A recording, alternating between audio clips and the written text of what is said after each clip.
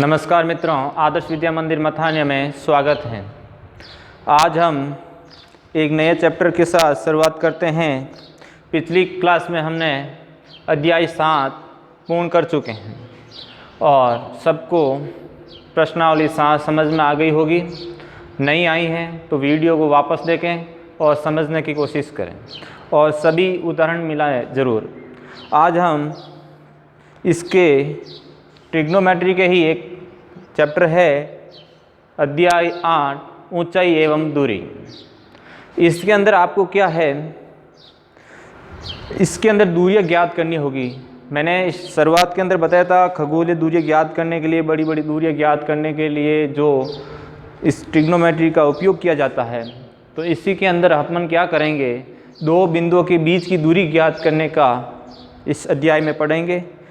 सबसे पहले कुछ बातें ध्यान रखनी है। इसमें एक चीज़ ये ध्यान रखनी, सबसे ज़्यादा इसके अंदर tan थीटा यूज होगा। जो tan थीटा है सबसे ज़्यादा इसका यूज होगा। तो आपको tan 0 degree, tan 30 degree, tan 45 degree, tan 60 degree, tan 90 degree इसके मान ज्ञात होने चाहिए। सबसे ज़्यादा तो होगा tan 30 डिग्री, tan 60 डिग्री और tan 45 डिग्री। लगभग 90% यही यूज होंगे। इसके अलावा कॉट भी होता है, साइन कॉस भी होता है, कम यूज होते हैं। तो सबसे ज़्यादा ये यूज होते हैं। तो इनके मान आपको पता होना चाहिए। उसके बाद में tan थीटा को जो मैंने लाल बटा कक्का के रूप में बताया था, इसके रूप में बताया था, तो इसका भी इसका अनुपात आना चाहिए। क्या होता है, साइन कॉस tan, मतलब tan थीटा को अपन क्या लिखते हैं, लंब बटा आधार। ये आपको याद होना चाहिए, लंब बटा आधार। याद तो सब होना चाहिए लेकिन ज़्यादातर यूज इसका होगा।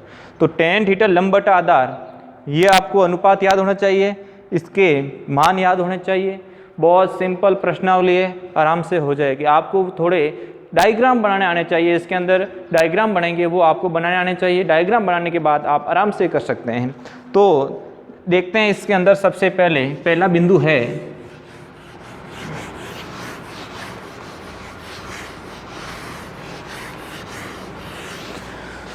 तो पहला बिंदु है इसके अंदर दृष्टि रेखा। क्या है, दृष्टि रेखा क्या होती है इसके बारे में देखते हैं। हम किसी वस्तु को देखते हैं या किसी चीज़ को देखते हैं। मान लो हमारी आँख है, ये आँख है, यहाँ से हम किसी वस्तु को देखते हैं। यहाँ पर हो सकती है, यहाँ पर हो सकती है, यहाँ पर हो सकती है, कहीं पर भी अपनी वस्तु है। तो हम क्या करेंगे, यहाँ से इस वस्तु को देखेंगे।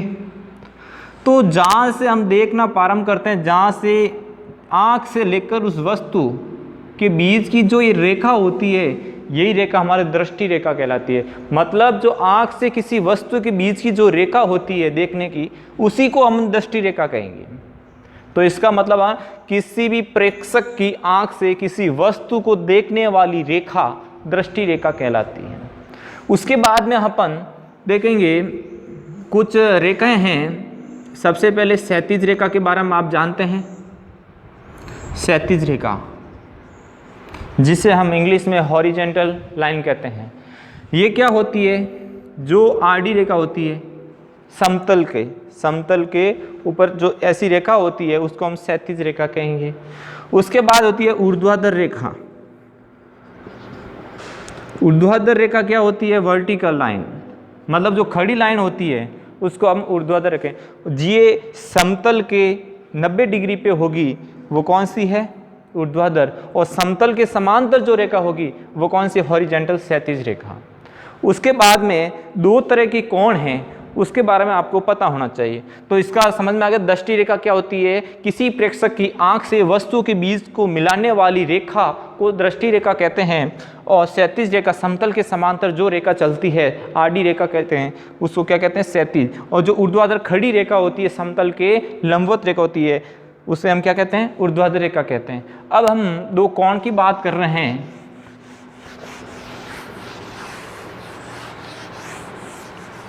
सबसे पहला कोण है उन्नयन कोण। क्या है, उन्नयन कोण।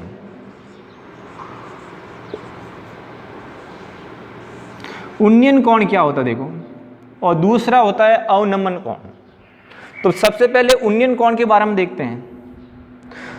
उन्नयन कोण हमेशा समतल क्या है, यह समतल, किसी समतल से हम किसी वस्तु को देखते हैं तो ये कौन सी रेखा है, दृष्टि रेखा। इस वस्तु को देखते हैं अपन, हमारी यहाँ पर आँख है, कोई व्यक्ति खड़ा है और यहाँ से उस वस्तु को देख रहा है और ये लाइन कौन सी हो गई, क्षैतिज रेखा। ये कौन सी हो गई, क्षैतिज रेखा, हॉरिजॉन्टल लाइन। और ये कौन सी रेखा हो गई, दृष्टि रेखा। कौन सी रेखा हो गई, दृष्टि रेखा। तो उन्नयन कोण कौन सा होगा, किसी वस्तु को आंख से देखने पर क्षैतिज रेखा और दृष्टि रेखा के बीच का बनने वाला कोण उन्नयन कोण कहलाता है। ये कोण क्या होना चाहिए, समतल के ऊपर की ओर बनना चाहिए हमेशा, तो ही उन्नयन कोण कहलाएगा। समतल और दृष्टि रेखा के बीच में बनने वाला ऊपर की ओर कोण, मतलब अब मैं यहाँ खड़ा हूँ, मैं एक सीधी वस्तु को देख रहा हूँ, तो मैं ऊपर की वस्तु को देखूंगा तो मेरा समतल और ऊपर की वस्तु के बीच में जो कोण होगा वो उन्नयन कोण कहलाता है। नीचे की ओर, समतल के नीचे की ओर देखने का उन्नयन कोण नहीं कहलाएगा। उन्नयन कोण हमेशा समतल के ऊपर की ओर, समतल के ऊपर की ओर जो कोण बनता है दृष्टि रेखा के साथ, वही हमारा उन्नयन कोण कहलाता है। क्या कहलाता है, उन्नयन कोण। अब अवनमन कोण को समझें। अवनमन कोण क्या है, देखो ये क्षैतिज रेखा है और हम किसी प्रेक्षक द्वारा किसी नीचे की ओर वस्तु को देखते हैं तो क्षैतिज रेखा, इसमें भी क्षैतिज और दृष्टि होगी। दृष्टि रेखा के बीच में जो कोण बनता है वो अवनमन कोण कहलाता है। तो क्या चेंजेस इसमें देख लो, प्रेक्षक की आंख किसी ऊपर की ओर वस्तु को देखता है तो दृष्टि रेखा और क्षैतिज के साथ जो कोण बनता है वो उन्नयन कोण कहलाता है। और किसी प्रेक्षक की आंख द्वारा नीचे की, समतल के नीचे की ओर को भी वस्तु को देखता है तो क्षैतिज और दृष्टि रेखा के साथ जो कोण बनता है अवनमन कोण कहलाता है। तो ऐसा भी देख सकते हैं, और ये हमारी कोई क्षैतिज रेखा हो गई, क्षैतिज रेखा हो गई, और इस नीचे की ओर जो भी कोण बनता है तो ये तो हो गई क्षैतिज रेखा। हमेशा ध्यान रखना क्षैतिज के साथ ऊपर बन रहा है या नीचे बन रहा है। यदि क्षैतिज के साथ नीचे की ओर कोण बन रहा है तो कौन सा है, अवनमन। और क्षैतिज के ऊपर की ओर बन रहा है तो कौन सा, अवनमन कोण है। तो ये कौन सा हो गया, अवनमन, अवनमन कोण हो गया। यहाँ से देख रहे हैं, इस वस्तु को नीचे की ओर देख रहे हैं, हमें नजर नीचे होनी चाहिए और क्षैतिज तल ऊपर होना चाहिए, तो नीचे की ओर जो कोण बनेगा वो अवनमन। हमारा क्षैतिज से ऊपर की ओर देखते हैं तो ऊपर से दृष्टि रेखा और क्षैतिज के साथ जो कोण बनता है वो उन्नयन कोण कहलाता है। तो इसके बारे में कंफ्यूज नहीं होना, हमेशा ध्यान रखना, समतल है, यदि ऊपर की ओर कोण बन रहा है तो ये कौन सा हो गया, उन्नयन। यदि नीचे की ओर कोण बन रहा है वो कौन सा है, अवनमन। एक ही बात ध्यान रखनी, भली कहीं पर भी क्षैतिज रेखा हो, उसके नीचे की ओर कोण अवनमन, ऊपर की ओर अवनमन कोण। और इसके बारे में कुछ नहीं, इतना ध्यान रखना है। अब हम क्वेश्चन करते हैं जिससे अपन को समझ में आ गया कैसा उन्नयन कोण होता है, कौन सा अवनमन कोण होता है। चलते हैं प्रश्न विविधमाला 8 के 1 से लेकर 10 प्रश्न मैं नहीं कराऊंगा, आपको बाद में करना है, या इस 30 प्रश्न पूरे होने के बाद में मैं 10 प्रश्न करवा दूंगा। अभी हम प्रश्न संख्या 11 से करेंगे। ये 11 से लेकर 30 तक मैं प्रश्न करूंगा, तब आप 1 से लेकर 10 अपना आप कर लोगे। फिर भी आपको समझ में नहीं आए तो लास्ट में हम समझेंगे। तो हम चलते हैं इसी विविधमाला 8वीं प्रश्नावली के प्रश्न संख्या 11।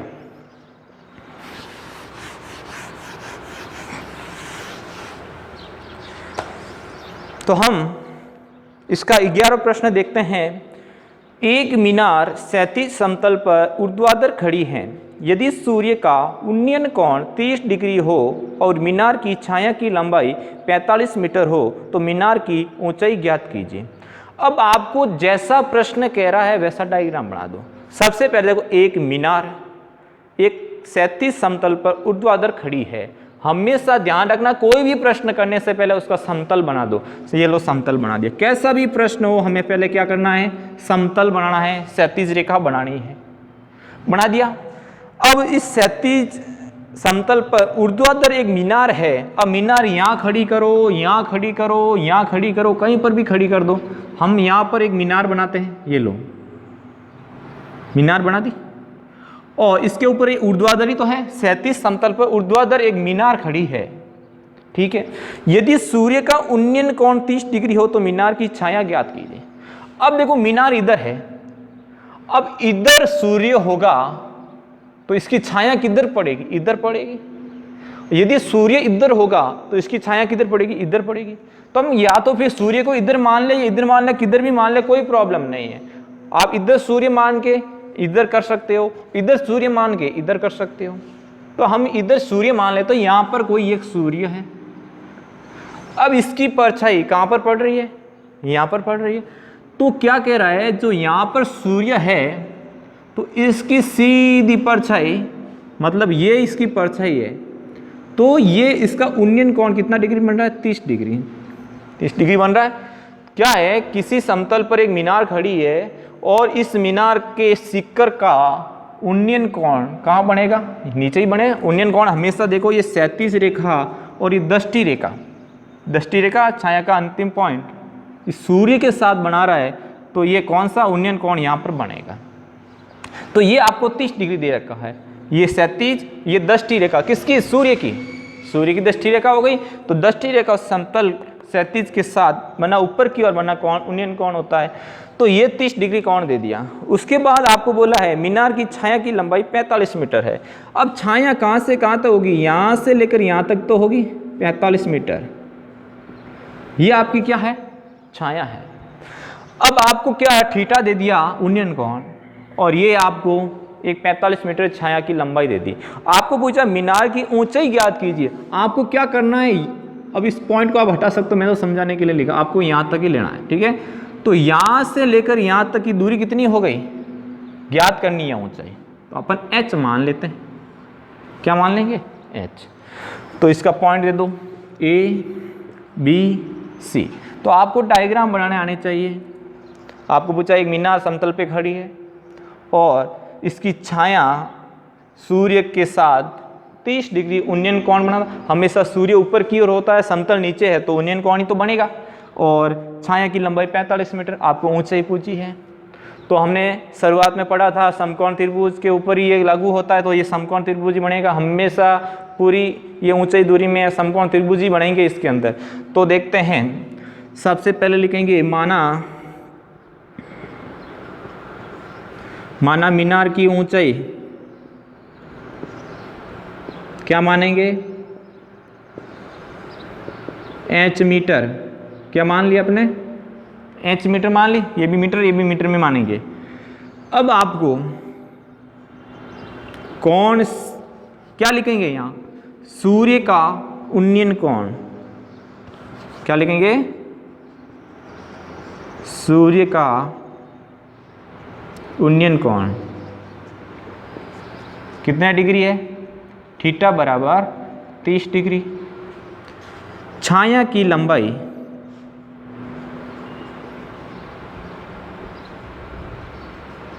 BC बराबर कितना है? 45 मीटर। और ये h मीटर किसके बराबर है? AB के बराबर। ध्यान रखना। तो हमको क्या ज्ञात करना है? ऊंचाई ज्ञात करनी है।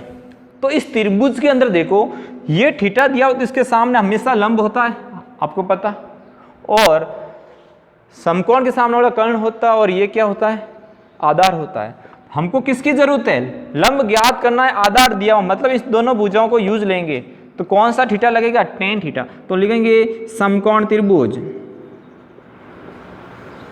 ABC में, समकोण त्रिभुज ABC में क्या करेंगे? tan थीटा क्या होता है बताओ?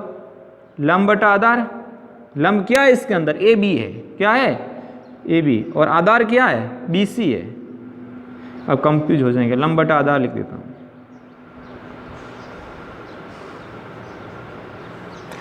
अब AB का मान कितना है? h माना हमने। BC का मान 45। तो क्या हो गया? tan थीटा बराबर h बटा 45।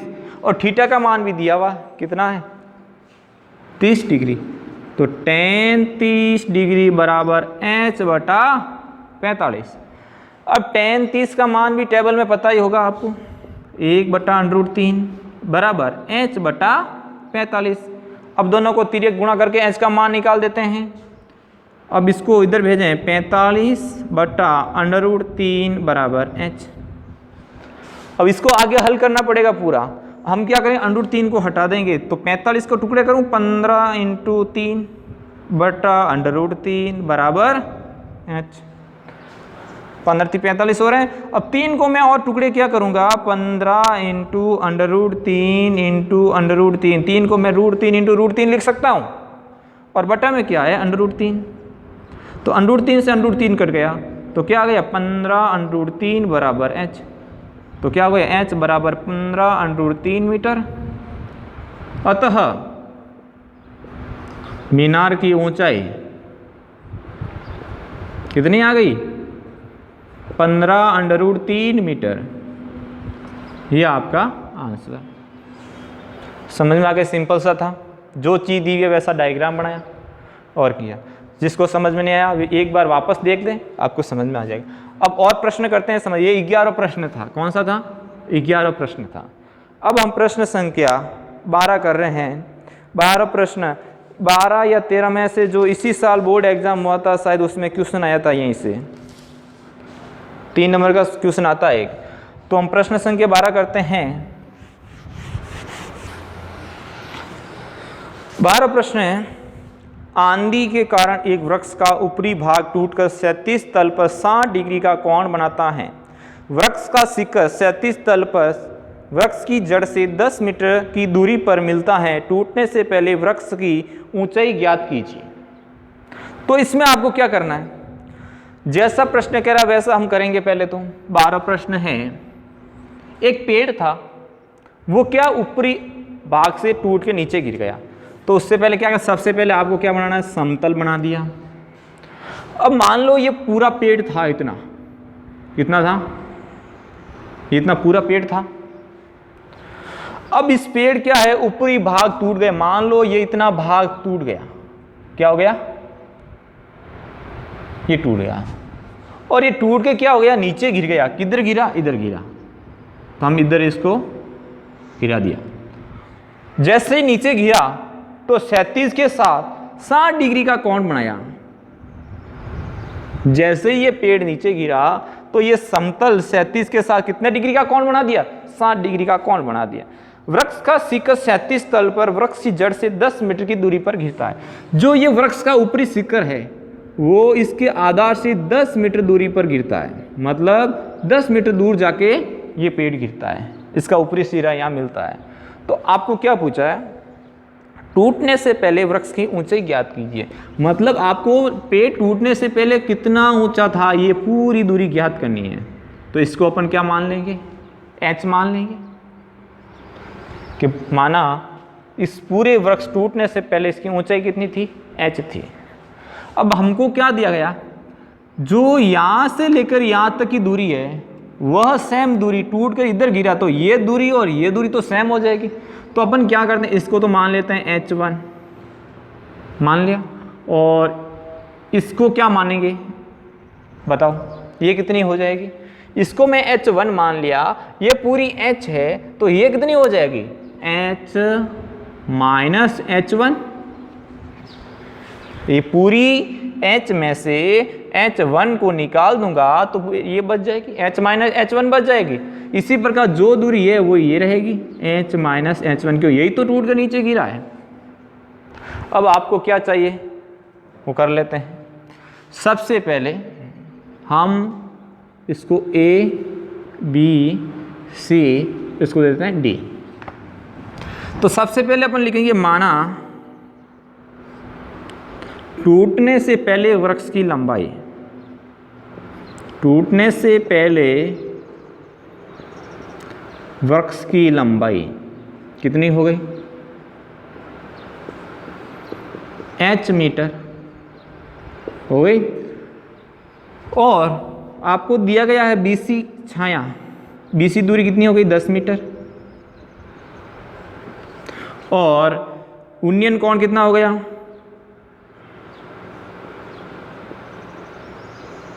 थीटा बराबर कितना हो गया 60 डिग्री।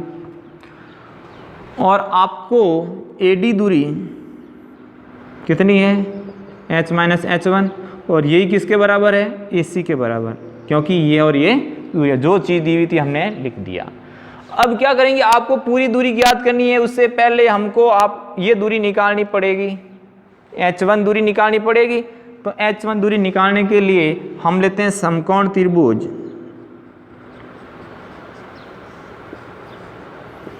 ABC में। तो समकोण त्रिभुज ABC के अंदर क्या लगेगा tan थीटा, क्या होता है लंब बटा आधार,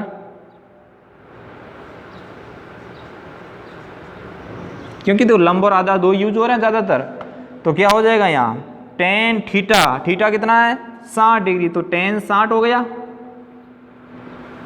और यहाँ ली तो लंब क्या है AB बटा आधार क्या है BC।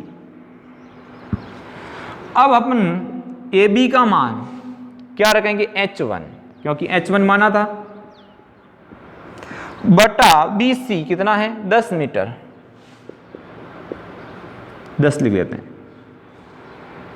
अब tan 60 का मान कितना होता है टेबल से √3 बराबर H1/10, 10 को इधर गुणा किया अतिरिक्त 10 √3 बराबर कितना आ गया H1। तो H1 का मान कितना हो गया 10 √3 मीटर, ये आ गया H1 का मान। अब हमारे पास H का मान पड़ा है, इसका मान पड़ा है, तो इसका मान निकाल देते हैं। तो क्या होगा, क्यों निकाल रहे हैं इसका मान, कि इसका मान निकालेंगे तो अपन को ये मान आएगा, तभी तो ये मान आएगा कि अपन को पूरा H चाहिए। तो क्या करेंगे, अब पुनः इसी समकोण त्रिभुज के अंदर क्या लिखेंगे, पुनः समकोण त्रिभुज ABC में। अब बताओ, अब हमको ये साइन लेना है और ये लेना है, तो कौन सा अनुपात लगाएंगे, क्या था कर्ण और लंब किस में आता है, लाल बटा कक्का में, LAL KKA लंब बटा कर्ण। तो साइन थीटा ले ले जिसके अंदर ये लंब आ जाएगा और ये कर्ण आ जाएगा, ये दोनों लेने के लिए तो लिखेंगे साइन थीटा बराबर लंब बटा कर्ण। tan थीटा लिया जिससे अपन को ये मान निकाल दिया। अब ये मान आने के बाद में अपन इन दोनों को लेंगे, इन दोनों को लेने से क्या हो जाएगा, इसका मान आ जाएगा। अब करते हैं अपन साइन थीटा, थीटा सेम ही रहेगा 60 डिग्री, तो साइन 60 बराबर ये लंब कितना है AB बटा BC। तो लंब क्या हो गया H1, और H1 का मान क्या है 10 √3।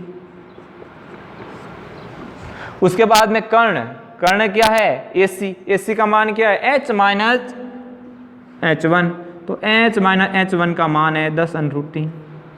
यहाँ से किसका मान आ जाएगा, H का मान आ जाएगा। साइन 60 का मान क्या होता है √3 बटा 2 बराबर 10 √3 बटा H माइनस 10 √3। अब इसको क्या कर देते हैं, हल कर देंगे तिर्यक गुणा करके, तो √3 को इस पूरे कोष्टक से गुणा करेंगे तो √3 कोष्टक H माइनस 10 √3, और इसको तिर्यक गुणा करेंगे तो 20 √3 हो जाएगा।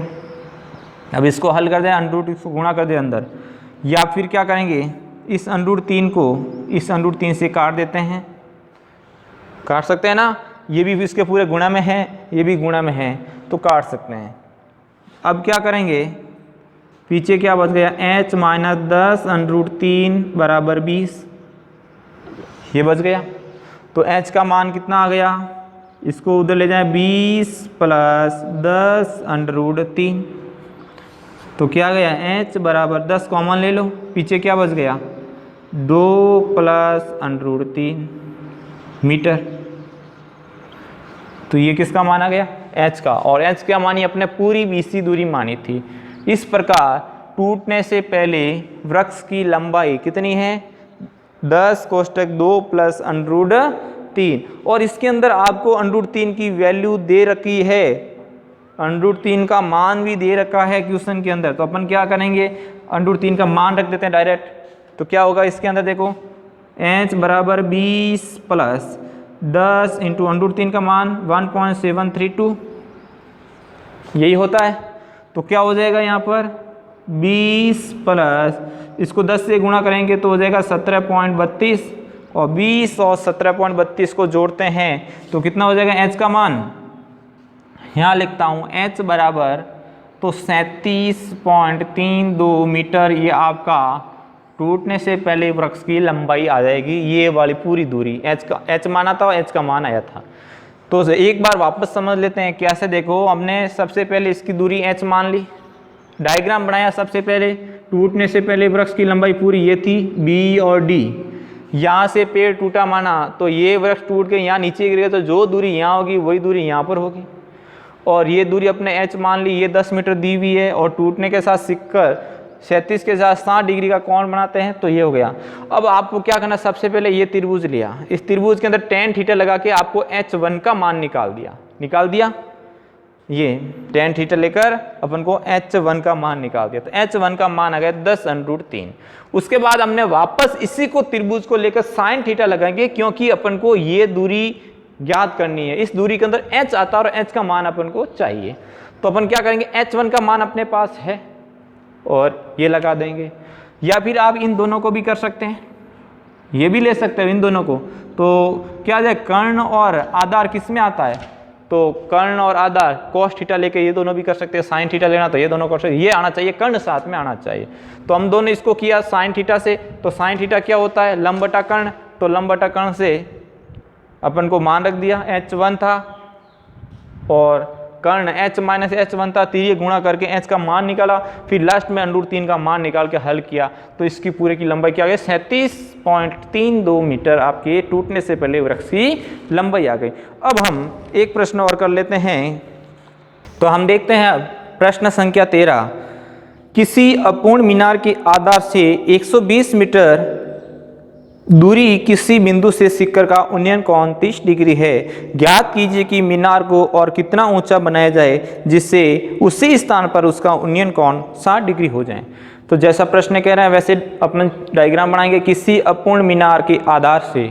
सबसे पहले मैंने बोला था, प्रश्न है 13, सबसे पहले अपन क्या बनाएंगे, आधार बनाएंगे। कोई भी प्रश्न हो सबसे पहले बिना आधार अपन कोई डायग्राम नहीं बना सकते हैं। अब इसके ऊपर एक मीनार है आदि बनी हुई, अपूर्ण मीनार मतलब ये इतनी सी मीनार बनी हुई है, इसके ऊपर मीनार और बाकी है बननी है, तो अपन आदि मीनार बना दी। उसके बाद में अपन क्या करेंगे,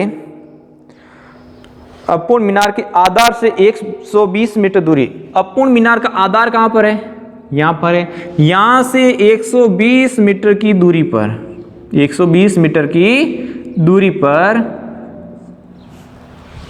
दूरी पर उस सिक्कर का उन्नयन कोण, मतलब इसी अपूर्ण मीनार का सिक्कर है ना, उसका उन्नयन कोण कितना है, ये मान लो इतना है, तो उन्नयन कोण है 30 डिग्री।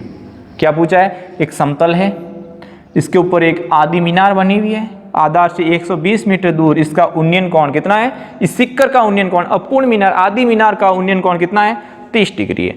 आगे पूछा है, ज्ञात कीजिए कि मीनार को और कितना ऊंचा बढ़ाया जाए जिससे उसी स्थान पर उसका उन्नयन कोण 60 डिग्री हो जाए। अब देखो मीनार को और कितना ऊंचा बढ़ाया जाए, हम मानते हैं यहां से कितना ऊंचा बढ़ाएं, यहां तक बढ़ा जाए, ये अपने और ऊंचा बढ़ाया मीनार को, इतना ऊंचा बढ़ाए, यदि उसका सिक्कर से उसी स्थान पर कहाँ 120 मीटर दूरी, उसी स्थान पर उसका उन्नयन कोण 60 डिग्री हो जाता है, तो ये दूरी आपको ज्ञात करनी है, यहां से लेकर यहां तक कितना ऊंचा बढ़ाया जाए, तो हम माना x मीटर ऊंचा बढ़ाया जाए जिसका उसी स्थान पर 60 डिग्री उन्नयन कोण है। तो आपको ये दूरी भी दे नहीं रखी होगी, ये दूरी नहीं दे रखी है, तो इसको भी मान लेते हैं h और उसको मान लेते हैं x। समझ में आ गया, डायग्राम बनाना आ गया। देखते हैं इसको कैसे करते हैं। सबसे पहले इसका नाम देते थे A B C D, नाम दे दिया। अब क्या करेंगे, सबसे पहले अपन जो चीज मानी है वो रखते हैं, माना अपूर्ण मीनार की ऊंचाई क्या है? h metre. ऊंचाई AB बराबर h मीटर। उसके बाद में और बढ़ाई गई दूरी, मीनार को और बढ़ाया, कितना बढ़ाया? बराबर AD बराबर x मीटर और बढ़ाया। ओके, और अब हम लिखेंगे बिंदु A का बिंदु C पर उन्नयन कोण कितना है? थीटा बराबर 30 डिग्री। और बिंदु D का बिंदु D पर नहीं C पर उन्नयन कोण कितना? थीटा बराबर 60 डिग्री। नीचे वाला पॉइंट सेम है, उसी स्थान पर थीटा बन रहा है कोण, लेकिन आपको पहले वाली अपूर्ण मीनार थी तो 30 डिग्री और बढ़ाने के बाद में 60 डिग्री बन गया। आपको क्या करना है? x का मान और कितनी मीनार को ऊंची बढ़ाया जाए जिसका उन्नयन कोण 60 डिग्री बन गया। तो अपन क्या करेंगे इसके लिए? देखो, सबसे पहले समकोण त्रिभुज लेते हैं। कौन सा? ये वाला ABC। क्यों लेते हैं? क्योंकि इसी त्रिभुज के अंदर अपन को h ज्ञात करना पड़ेगा। पहले h ज्ञात करने के बाद में अपन पूरा बड़ा वाला त्रिभुज लेंगे, DBC ले लेंगे, उसके अंदर ये पूरी दूरी निकाल देंगे, पूरी में से ये वापस माइनस कर देंगे, अपने पास ये बच जाएगा। तो त्रिभुज ABC के अंदर tan थीटा लगाएंगे। tan थीटा क्या होता है? लंब बटा आधार, मतलब AB बटा BC। AB बटा BC। थीटा का मान कितना है? छोटे वाले त्रिभुज के लिए 30 डिग्री है, तो यहाँ क्या हो जाएगा? tan 30 डिग्री बराबर AB का मान कितना है? h बटा BC का मान कितना है? 120।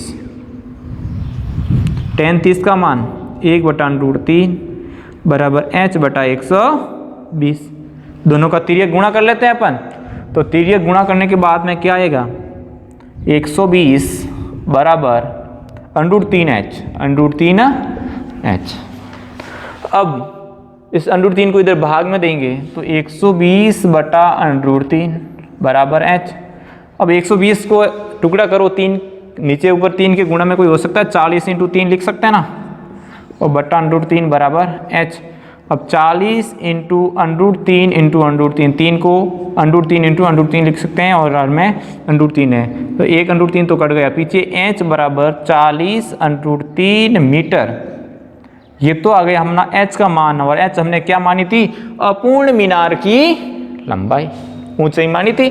अब अपन क्या करेंगे? x का मान निकालने के लिए ये त्रिभुज तो ले नहीं सकते, DAC कभी त्रिभुज नहीं लेंगे, क्योंकि हमेशा आपको इसके अंदर समकोण त्रिभुज ही लेना है। तो समकोण त्रिभुज लेने के लिए DBC पूरा त्रिभुज लेंगे। तो इसमें क्या हो जाएगा? पुनः नहीं आएगा, इसमें दूसरा त्रिभुज। अब त्रिभुज कौन सा? DBC में समकोण त्रिभुज ही है यही। तो क्या लगेगा इसके अंदर? tan थीटा लगाओ। DBC में tan थीटा DB बटा BC, DB बटा BC, ये लगा दिया। अब इसके अंदर बड़े वाले त्रिभुज के लिए क्या कोण है? 60 डिग्री है। बड़े वाले त्रिभुज के लिए tan 60 हो गया बराबर DB, D से लेकर B, H प्लस X, ये पूरी यहां से लेकर यहाँ क्या हो गया? H प्लस X हो गया, तो H प्लस X बटा BC दूरी कितनी है? 120 मीटर दूरी पे है। ये मीनार के आधार से C तक का पॉइंट 120 मीटर है। तो इसको हल कर देते हैं। tan 60 का मान √3 बराबर H प्लस X बटा 120। अब क्या करेंगे? 120 इंटू √3, h का मान क्या है? h का मान ये निकला 40 √3 आया था, तो तो हो जाएगा 40√3 प्लस x। तो यहाँ से अपन का किसका मान आ जाएगा, x का मान आ जाएगा। तो 120√3 बराबर 40√3 प्लस x। अपन को x का मान चाहिए, तो 40√3 को इधर पक्षांतरण कर देते हैं। तो क्या हो जाएगा 120√3 माइनस 40√3 बराबर x। अब 120√3 में से 40√3 को अपन घटा देते हैं तो पीछे कितना बचता है, 120 में से 40 गया तो 80 बच गए। तो 80√3 बराबर x।